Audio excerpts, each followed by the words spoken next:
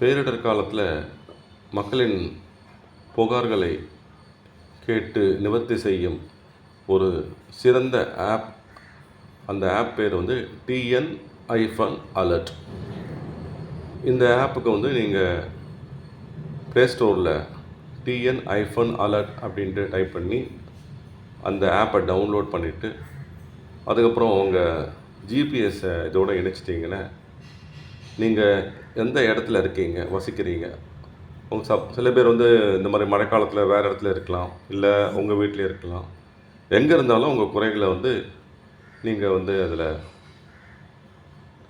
இணைத்து உங்கள் குறைகளை நிவர்த்தி செஞ்சுக்கலாம். குறைகள் புகார் வகையாக இருக்கும், புகார் துணை வகையாக இருக்கும்.